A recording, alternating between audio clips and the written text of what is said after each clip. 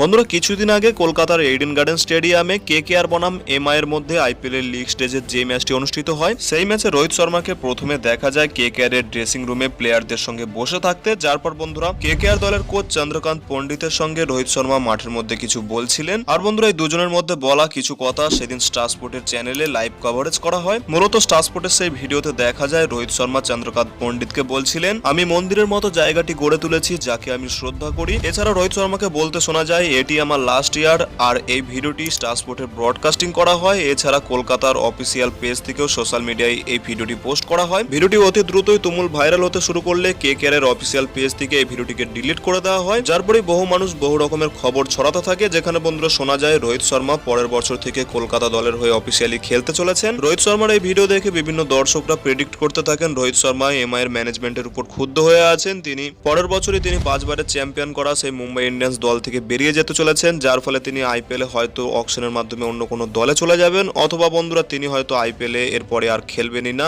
রোহিত শর্মার এই ক্লিপটি অত্যন্ত ভাইরাল হওয়ার পরে রোহিত শর্মা পরের ম্যাচে তিনি যখন মাঠে প্র্যাকটিস করছিলেন তখন স্টার স্পোর্টের ব্রডকাস্টাররা তার লাইভ কভারেজ করতে থাকলে তখন রোহিত শর্মাকে বলতে দেখা যায় তার যে কোনো প্র্যাকটিস অথবা কোনো প্লেয়ারের সঙ্গে কথোপকথনের সময় তার ভিডিও কভারেজ করলেও তার যেন অডিও না যায়। তিনি ক্যামেরাম্যানদের অনুরোধ করেন ভিডিওটির আওয়াজ বন্ধ করে দেওয়ার জন্য, যার পরেও বন্ধুরা রোহিত শর্মার এই ভিডিওটিও সম্পূর্ণ আওয়াজ সহ সমস্ত মানুষদের কাছে পৌঁছে যায়। এরপরেই বন্ধুরা রোহিত শর্মা এই সিজনে মুম্বাই ইন্ডিয়ান্সের হয়ে লিগ স্টেজে শেষ ম্যাচটি খেলার পরই গতকাল রোহিত শর্মা তার টুইটার হ্যান্ডেল থেকে একটি টুইট করেন, যেখানে তাকে বলতে দেখা যায় প্লেয়ারদের প্রাইভেসি নিয়ে। ভারতীয় দলের ক্যাপ্টেন রোহিত শর্মা তার এই টুইটে স্টার স্পোর্টের নাম নিয়ে লেখেন, যে কোনো ক্রিকেটারদের অন্য প্লেয়ারদের সঙ্গে অথবা কোচিং স্টাফদের সঙ্গে যে কোনো ধরনের কনভারসেশন, এই সমস্ত ব্রডকাস্টাররা প্লেয়ারদের পার্সোনাল প্রাইভেসির কথা মাথায় না রেখে শুধুমাত্র টিআরপি চক করে তারা সমস্ত ধরনের ভিডিও ক্লিপ সারাদিন ধরে চ্যানেলে চালাতে থাকে। রোহিত শর্মা অত্যন্ত ক্ষুব্ধ হয়ে লেখেন, প্লেয়ারদের ট্রেনিং অথবা ম্যাচের দিন যে কোনো ফ্রেন্ড, যে কোনো কোচিং স্টাফ অথবা অন্যান্য প্লেয়ারদের সঙ্গে কথোপকথন, ব্রডকাস্টাররা প্লেয়ারদের কোনো রকম প্রাইভেসি না রেখে তারা অডিও ক্লিপের সঙ্গে এই সমস্ত ভিডিও ফুটেজগুলি তারা লাইভ কভারেজ করতে থাকে। রোহিত শর্মা এর আগে অনুরোধ করার পরেও তার ভিডিও ফুটেজ সম্পূর্ণ অডিও ক্লিপের সঙ্গে টিভি এবং সোশ্যাল মিডিয়ায় লাইভ কভারেজ করেছে স্টার স্পোর্ট, যা রোহিত শর্মার মোটেই ভালো লাগে। তিনি জানিয়েছেন এই সমস্ত চ্যানেলগুলি শুধুমাত্র এক্সক্লুসিভ কন্টেন্টের উপর ফোকাস করে, তারা শুধুমাত্র ভিউজ এবং